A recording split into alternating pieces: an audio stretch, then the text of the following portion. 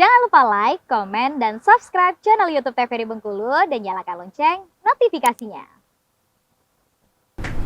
Oke pemirsa, kita lanjutkan lagi obrolan kita pagi ini bersama dengan Om Anas gitu ya, duo Anas di sini kayak gitu. Dengan tema kita yang masih sama, yaitu kreasi dari kardus gitu. Bahwa orang melihat kardus mungkin hanya untuk packaging, dan setelah selesai packaging bisa menjadi limbah juga. Tapi di tangan Om Anas ini bisa berubah menjadi sebuah kreasi permainan yang bisa melatih motorik dan sensorik nih Om ya. Iya. Kayak gitu. Ceritain dong Om, pertama kali berkreasi mungkin ya. Berkreasi mulai dari kardusnya, mulai sekarang dari permainan yang bisa dimainkan untuk anak-anak. Ya. Jadi pada dasarnya kardus itu kan punya pola ya. Ya. Punya pola. Jadi berangkat dari yang saya cerita di awal bahwa untuk kemasan yang isi 12, isi 24 pasti kan itu berkaitan dengan ukuran. Sedangkan bahan yang kita ambil dari supply itu bahan baru, bahan lembaran. Paling kecil lembaran kita tuh 70 kali 100. Paling besarnya triplek. Jadi Standar ya. Ya jadi lumayan juga kalau ongkos kirim tuh kardusnya nggak berat tapi makan tempat. Ah, ya volumenya ya. Iya, kena volume walaupun masih lembaran, belum udah kotak-kotak gitu, masih lembaran aja udah makan tempat. Jadi paling besar kita triplek itu 122 kali 244. Nah, dalam hal memola, saya juga punya tim tuh ibu-ibu di sana. Kan nggak mungkin mau buat kotak misalkan. Kita pakai karter motakinnya kan berapa lama selesainya kan gitu. Nggak rapi pasti. Nah, itu ada pisaunya. Jadi kita buat desain dulu pisau, ketika dilipat-lipat dia akan seperti ini. Ada pisaunya, kalau ini kotak ya, untuk buka atas dia. Dia ada polanya, harus dibuat dulu pisau gambarnya. Nanti ada pengrajinnya juga Mas, pisau pon itu namanya pisau pon, ada pengrajinnya yang buat. Itu baru kita pesan, dikirim pisaunya baru kita cetak. Nah, karena kita cetak itu punya ada pinggiran, kalau itu kan terbuang tuh pinggiran-pinggiran kardus yang nggak kepake, habis itu yang masuk mesin tuh gagal juga kan, yang harusnya rel ini kan rel nih ngomongnya. Oh iya. Ini harusnya putus. Nah, rel ini kadang kalau kita salah setting sobek kedalaman misalnya pisaunya kan. Itu kan jadi limbah juga. Kalau ini emang produk baru jalan di 4 bulan ini, yang cardboard. Kalau kita bilangnya permainan edukasi 3D cardboard.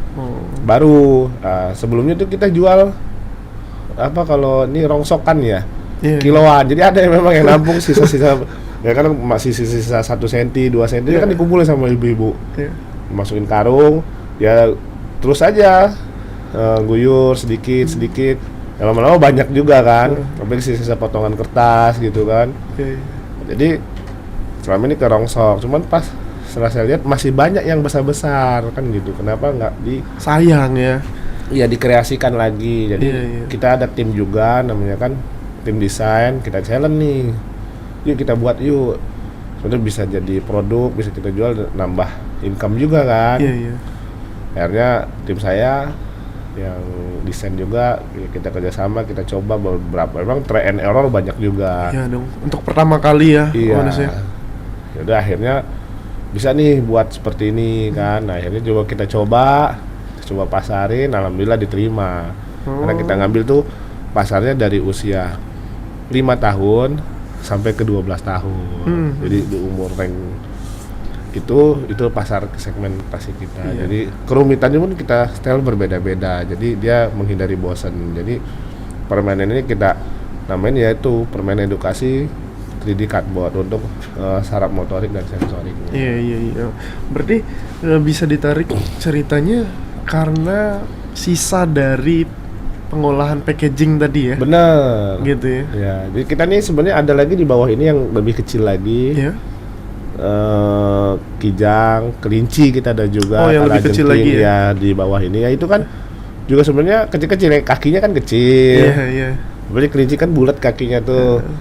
Tapi rumit nggak melihat, maksudnya semakin kecil dan semakin detail dari sebuah bentuk permainan 3D ini? Pastinya dong, kayak ini kan pala gajah makin banyak kepingan, ya dia akan makin sulit untuk ilustrasinya. Kita hanya di pembuatnya rumit, tapi di pelanggan kita juga kerumitan itu yang kita harapkan biar mereka ya itu tadi motoriknya Iya. Bisa dirangsang. Iya, Wah ini rupanya di slot ke sini salah, di sini salah. Iya, iya, iya. Oh ini yang bener gitu. Oke. Harapan Berarti gitu. kalau dari sisi usaha yang aku ambil juga baru melihat masalah dan memberikan solusi ya gitu kan. Nah, untuk struggle-nya dalam awal belum mikir permainan nih gitu kan. Kayak gimana melihat pasarnya, melihat mungkin bahan baku dan Ya. cara proses pengolahannya, Om Anas. Itu kita kan ngelihat permasalahan tadi berangkat ke UMKM ya. UMKM kita lihat kesulitan untuk kemasan yang besarnya. Itu tadi isi 12, isi 24. Habis kita satu lagi UKM itu paket biasanya ya. Misalnya dia paket 100.000, paket 150.000. Iya, Itu iya. kan asoy dikasihnya. Iya. Oleh-oleh. Terus selain UMKM ada juga pelaku usaha nih. Memang dia udah mungkin udah levelnya di atas UMKM, dia besar. Sama dikit-dikit ngelihatnya ke Jawa mesen. Oh, Apa-apa terlalu ke jauh Jawa. ya. Jauh, kenapa di Bengkulu ada. Dan kita bisa customize walaupun bahan bakunya tetap dari sana. Memang kan di sini belum ada industri benar yang membuat kepingan Pabriknya kardus. belum ada ya. Iya. Berarti ngambil dari mana? Dari Kita Depok jadi juga? dua dari daerah Jawa Timur sama Tangerang ya. Oh, Tangerang. Nah, kayaknya memang kumpulan-kumpulan pabrik-pabrik besar ya Iya di sana. di sana ya. Jadi kita ngelihat tuh di situ ada pangsa pasarnya kan. Iya. Ya, ini kita coba untuk dikreasikan kardus nih. Kalau proses pengolahannya, Om Anas, dari bahan baku dari sana ya, kepingan ya gitu. Berarti mesin kah yang dicetak atau kayak gimana? Atau pola aja yang mengikuti setiap bentuk kardusnya? Ya, jadi benar. Yang kedua tadi pola ya, kardus mengikuti pola yang ada karena dia pisaunya juga baja.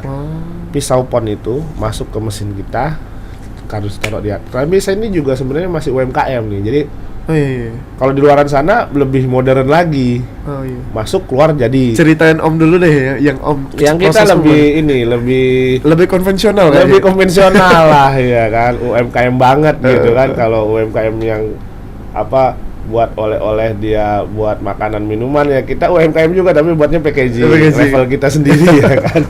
Jadi kita masuk itu masih semi manual, kita masih main engkol. Ibu-ibu saya itu main engkol untuk mutar mesinnya. Untuk motong itu ya, menyesuaikan Ya, polanya ya. Pola ada, ditaruh di kardus, taruh di atasnya. Ini polanya pisau nih. Iya, iya. Taruh keluar ya jadi kayak gini dia. Tapi ibu-ibu saya main engkol untuk mutar rollnya itu ya, silindernya itu. Oke. Potong, keluar, baru dilepas. Iya, iya, iya. Kalau yang lain udah semi industri. Oh iya, kalau Udah kalau berarti kalau udah mesin industri itu berarti udah tinggal masuk, udah klik komputer, Iya, jadi udah ya. digital, jadi langsung kan. Dan cepat pastinya seperti kita layaknya masukin kertas ke printer. Iya, iya, iya. Nah, kita enggak keluar, masukin lagi ya baru jadi. Itu lepasnya pun manual kan. Oh, lepasnya manual. Ya, tapi alhamdulillah ibu-ibu saya juga kalau sering dibilang tuh the power of emak-emak ya. The power of Kita emak. punya 8 orang. Wah, itu saya salut sama mereka. 8 orang tuh termasuk tim desain juga atau beda. Tim desain 2. Oke. Oh iya iya iya. Tapi mungkin mudah-mudahan next level ya bisa sampai di industri Amin, itu. insya Allah amin. Awanas gitu kan. Amin. Karena kan melihat peluangnya kan memang jarang ya orang bisa memainkan dan melihat ya peluang Ya. di sana. Kalau aku melihat sih sosoknya Om Anas ini bisa melihat peluang dari sebuah permasalahan bisa jadi Ya gitu ya. rezeki ya. Amin, siap. Jadi rezeki dan memberdayakan juga orang-orang di sekitar Om Anas sendiri gitu. Kayak gitu. Nanti kita lanjutkan lagi obrolan Siap. kita yang akan mengulik-ngulik lagi tentang dunia Oke. packaging dan perkardusan gitu. Dan untuk para pemirsa jangan kemana-mana, kita akan kembali lagi setelah jeda pariwara berikut ini.